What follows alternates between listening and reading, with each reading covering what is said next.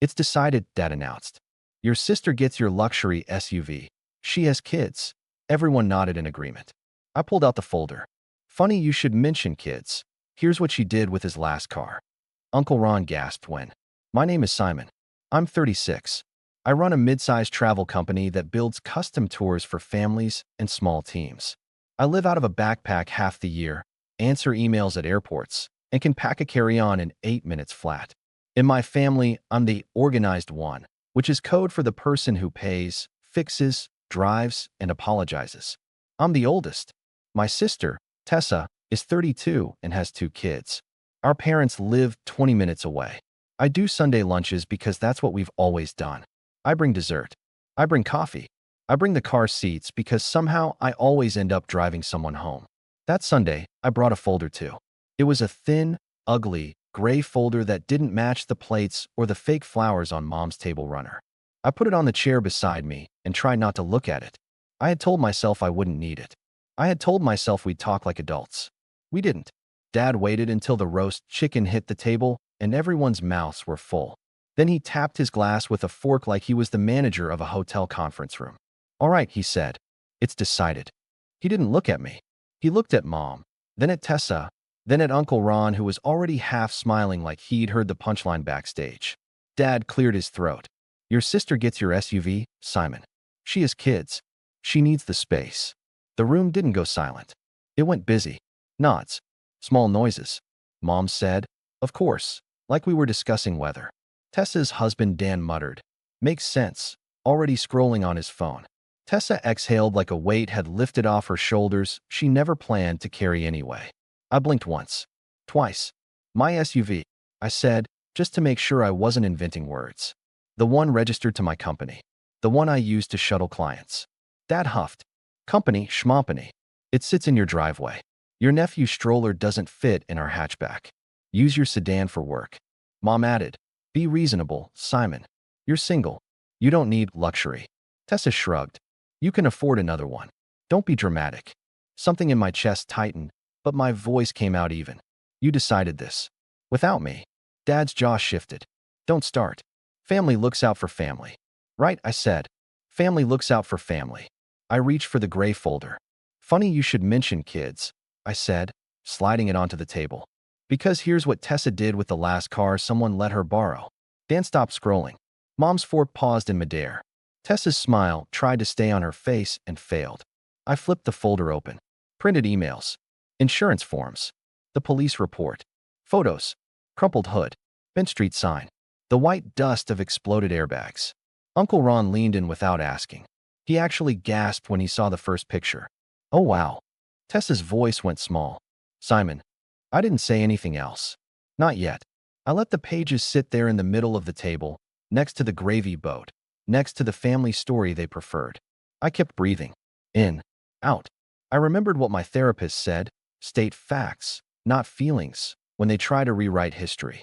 I remembered every time I'd swallowed the same kind of sentence. It's decided. I looked at my sister. At my parents. At the hole my silence used to fill. And for the first time in a long time, I didn't rush to fill it. My job looked shiny from the outside. Photos from Santorini, a tag in a client's honeymoon post, the odd flex of a hotel upgrade.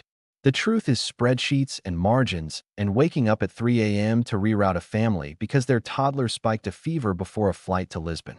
I built the company from a desk in a rental with a squeaky chair and a neighbor who practiced drums at midnight. I did calls on lunch breaks from my old job, then quit and took 2 part-time gigs to keep the lights on. I learned to sell, to negotiate, to apologize with my whole spine. While I was doing that, my family learned one thing about me. I would say yes. Simon, can you float us until Friday? Dad would text. Simon, daycare just raised rates. Can you help? From Tessa. Simon, your grandmother's hearing aids. Mom would add, like a footnote. I said yes because I remembered when there was nothing to say yes with. Because I thought that's what the oldest does. Because I was proud I could. Small things turned into big things. Gas money became a car payment. The car payment became me co-signing on Tessa's Compact when she was between jobs. The Compact became the SUV because then I was the one between cars after an airport shuttle dented my old one and the insurance dragged their feet. I told myself the truck would be practical for luggage. It was. It also became the family moving van, the Saturday Costco train, the emergency late-night ride for Dan when he drank too much with the guys. Family looks out for family. Dad would say like a stamp on every invoice I never sent. The worst part? I kept track. I made a quiet spreadsheet I never showed anyone. Dates, amounts, reasons. I wasn't tallying to collect. I was trying to convince myself I wasn't crazy, that the slow bleed I felt wasn't real. Every ask came with a mood. If I hesitated, Tessa tilted her head. Wow, you've changed. Mom sighed. We're not asking for a yacht. Dad's voice got hard. After all we did for you. When I got the company's first big corporate client, a software team that needed a retreat in Mallorca, my parents threw a celebration dinner. The dessert came with a by the way. Your sister's car is on its last legs, Mom said, slicing cake. Maybe the right thing is to upgrade. For the kids. Simon knows what to do, Dad said. He's successful. Tessa laughed. You know I'd do the same for you, she said, like she was telling a joke with a happy ending. I bought the SUV. Not for Tessa. For my work. I liked the safety, the back row for luggage, the way it swallowed the crappy roads near the airport hotels. I let Tessa use it sometimes because there were car seats, because sometimes is a word that erodes when you don't defend it. Then came the thing I put in the gray folder. A call at midnight. Tessa crying. It's not that bad, she said. It looks worse than it is. A street name I recognized. Sirens in the background. Dan yelling at someone. He shouldn't have parked there, he kept repeating, as if that made a bent stop sign stand up straight. I drove over in my dented sedan. The SUV wasn't ours. It was Dan's friend's car, a loaner. Tessa had clipped a curb, jumped it, and kissed a pole. Airbags out. Smoke. Kids safe at home. Thank God. But the excuse the next day was that the steering fell off. The police were polite. They were also clear. She'd been drinking. The friend's insurance called me because guess who was still the emergency contact on everything? Your family, they said. We figured you'd want to help smooth this. The friend, later, it's fine. We're cool. With that edge that means it's not fine and you're not cool. Tessa swore she'd pay the deductible. We'll handle it, Dan promised. I watched the promise float away like a balloon someone let go of on purpose. I checked my spreadsheet and added a new line. I didn't tell my parents about the drinking. I told myself I was protecting her. I told myself it wasn't my job to start a house fire. Little things kept burning anyway. A missing $600 from Mom's vacation fund.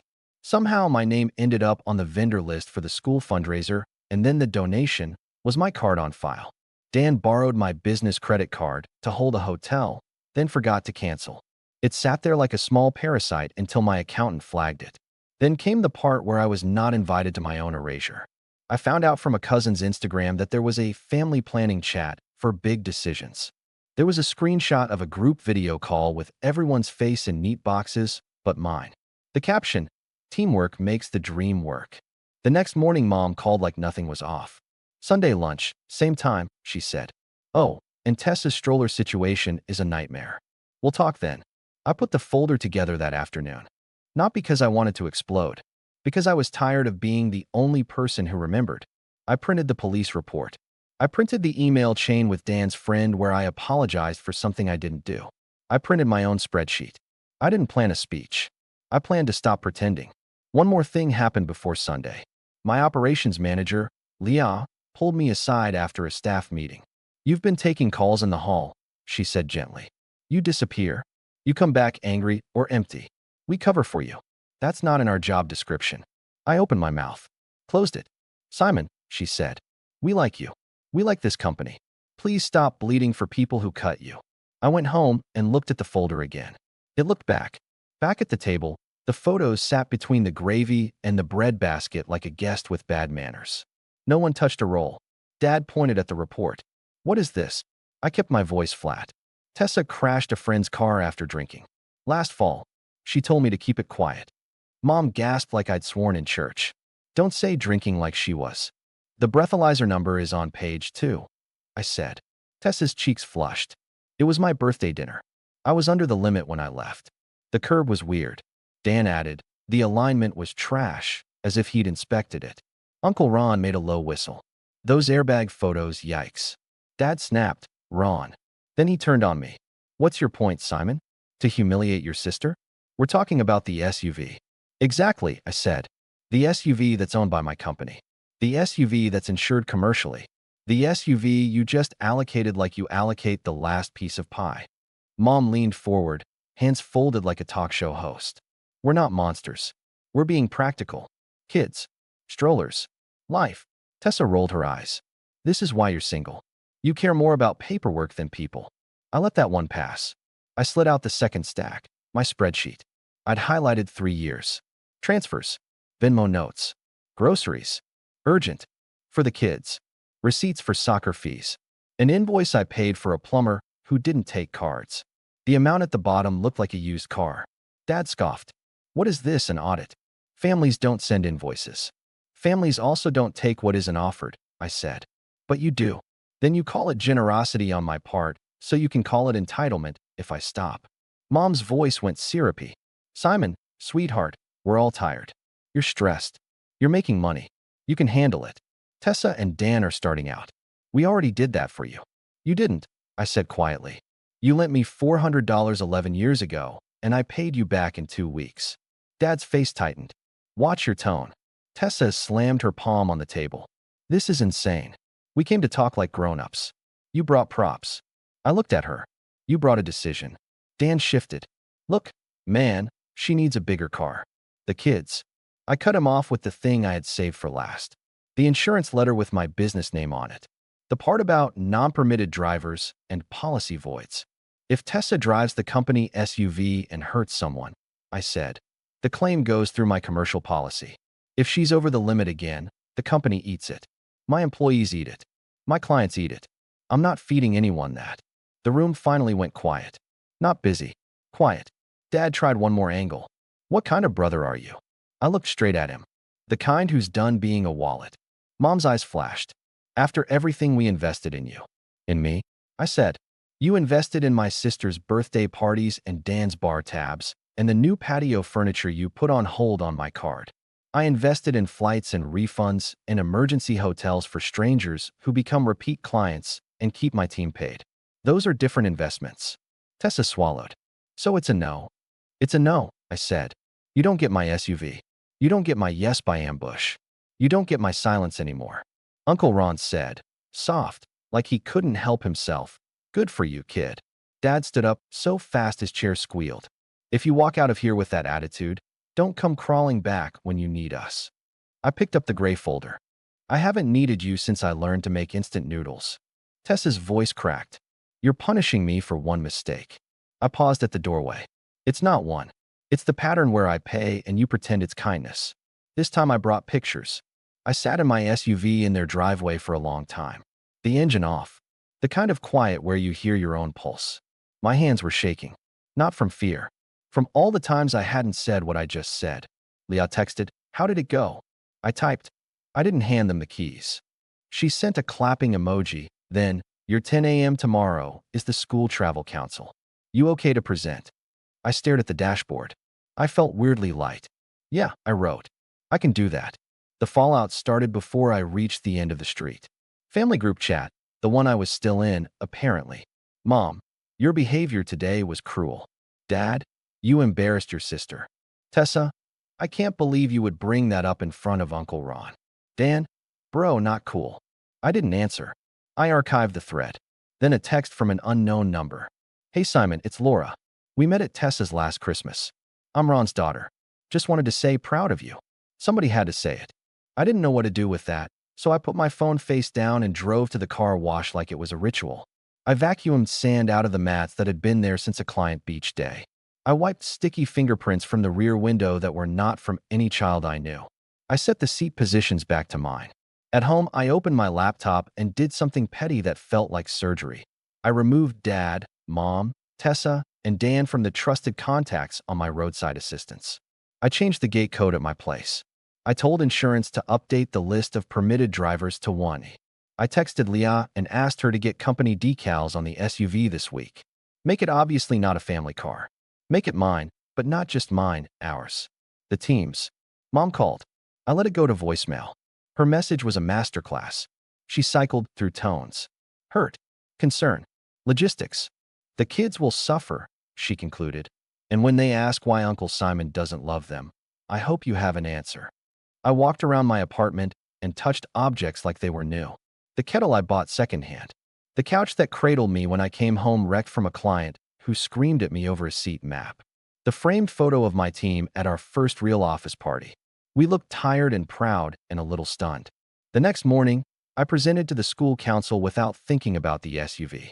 I talked about safe itineraries and insurance and what you do when a 12-year-old swallows a marble in Madrid. People laughed. People nodded. I remembered why I built this thing. So families see the world without falling apart at the airport. After the meeting, a mom stopped me.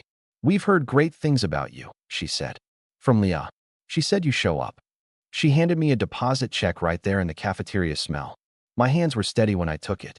The week after, Dan texted, then called, then texted again. "We can work something out," he wrote. "Maybe we can lease your SUV from you." Lease. As if a new word changed the old problem. I didn't reply.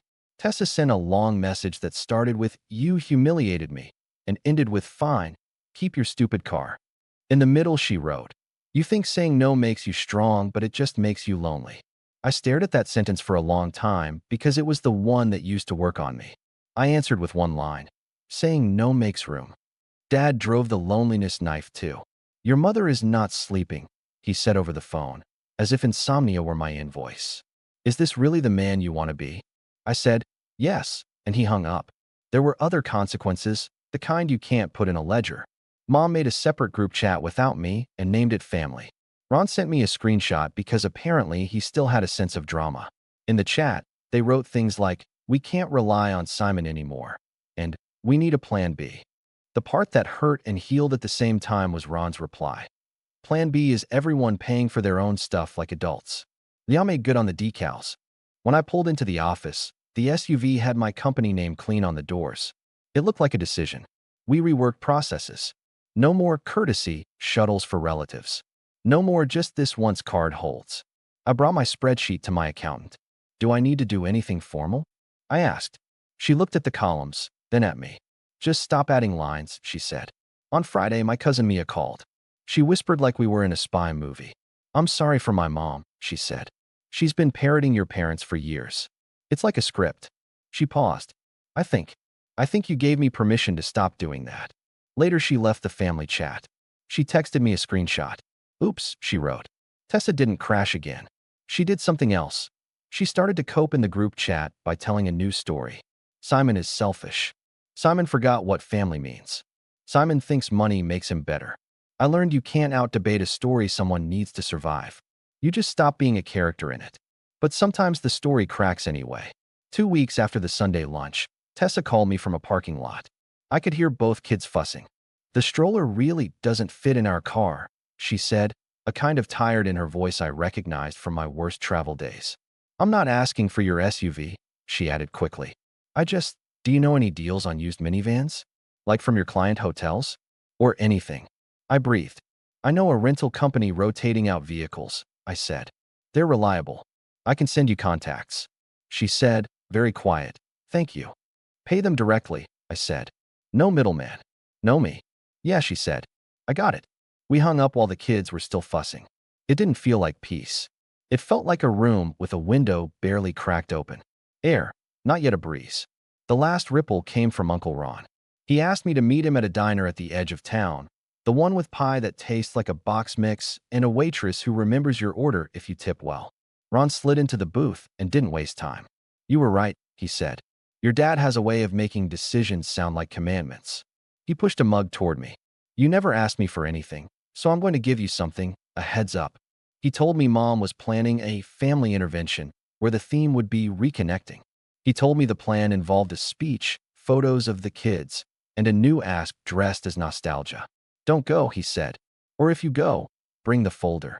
I laughed. For the first time, it didn't sound like a defense. It sounded like breath. I didn't go to the reconnecting party. I sent flowers that said, "Have a lovely afternoon, Simon." I picked the plainest bouquet I could find. The card looked like a receipt. That was the point. I drove to the coast instead, not for a dramatic sunset. For a parking lot facing a gray sea on a gray day where nobody needed anything from me. I drank coffee too hot from a paper cup and watched a couple argue about a map, then laugh because the argument was small and their day was big. I thought about the word family. I thought about it's decided. How many years I let those two words roll over me like a hotel cart stacked with trays I was expected to carry. I thought about how a folder with paper inside can't change people, but it can change the shape of your spine when you sit at a table. My phone buzzed. A new number. A woman's voice. Hi. This is Ms. Aguilar from the middle school. The council loved your presentation. Can we book with you for April? We heard you show up. I smiled. Yes, I said. I do. On the way back, I passed my parents' street because there's only one road home unless you want to add 20 minutes of symbolic detour. I didn't slow down. I didn't speed up. I looked at the turn and then looked away.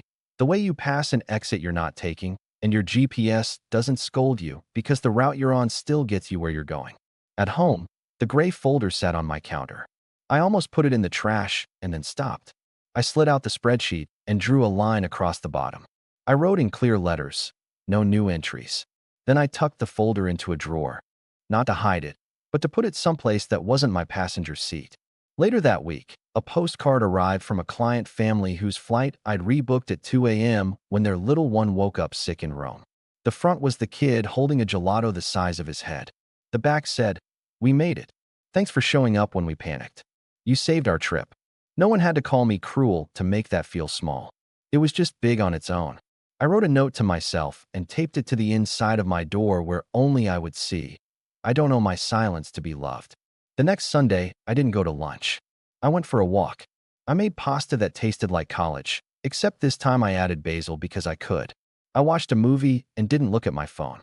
When it buzzed, it was a photo from Mia, a picture of the kids in a secondhand minivan, both grinning, crumbs already everywhere. "We did it," she wrote. "They did it." I texted back a thumbs up, not because I was indifferent, because sometimes a small, simple answer is what a boundary looks like. Family looks out for family, Dad says. He means you do it for us. I've decided it means something else. It means I take care of the family I'm building, my team, my clients, the friends who show up without sending invoices, the kids in a minivan I didn't buy but helped to find, the man in the mirror who finally learned to say no. It's decided. By me.